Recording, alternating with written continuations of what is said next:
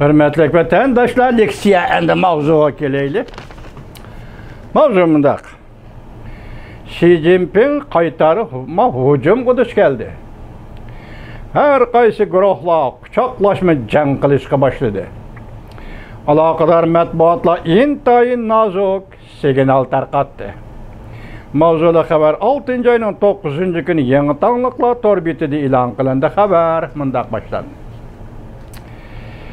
Yakından beri Cungo'nun alakadar matbuatlar ameliyatını, haqiqatni sınashning birden bir ölçüm mavzulu konu makalını kollektiv oldu yani ilan qilib, bu maqalaning abturda hadab targ'ib qilish jarayonida shu chaqda bu maqolani tahrirlab, ko'zdan ko'chirib ilan qilishga tasdiq solgan Xuyabongdan, yani şu vaqtda partiya maktabida Xuyabongning ismini eg'izga olmadi.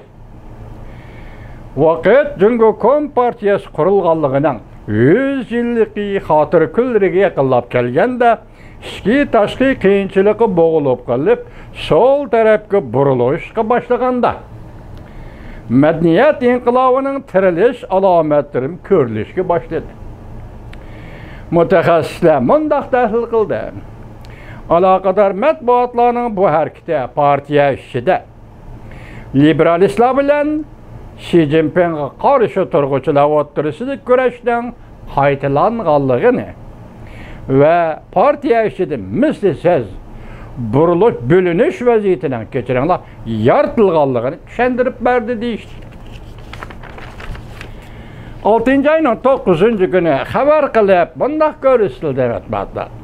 Yakından beri merkezin yerlikçe alakadar matbuatlar tuyuksuzda bir parça makale ameliyat dakikatli sınavdan birden bir ölçümü mavzulu konu makalını 43 yıl burungi konu makalını qayta e'lon qilishga boshladi. 6-oyning 4-kunida 7-kuniga Jungo Kompartiyasi alakadar matbuotlari bu maqolani orqa-orqadan e'lon qilib, bu maqolaning avtori Hu Meng ve maqolaning o'ttirg'i chiqish jarayonini hadab targ'ib qilishga boshladi. Lekin bu xabarda shu chaqda bu maqolani ko'zdan ko'chirib, tahrirlab e'lon qilishga tasdiq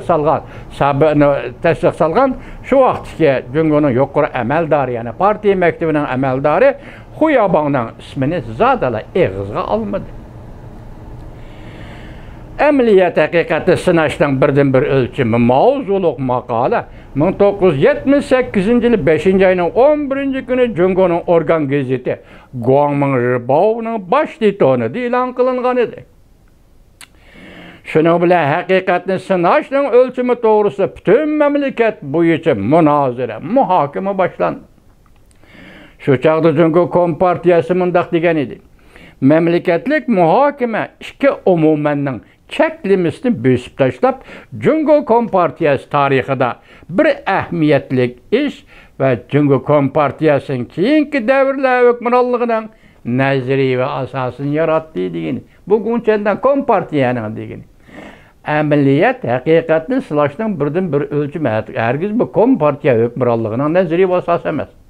Axirdan naysiz vatandaş.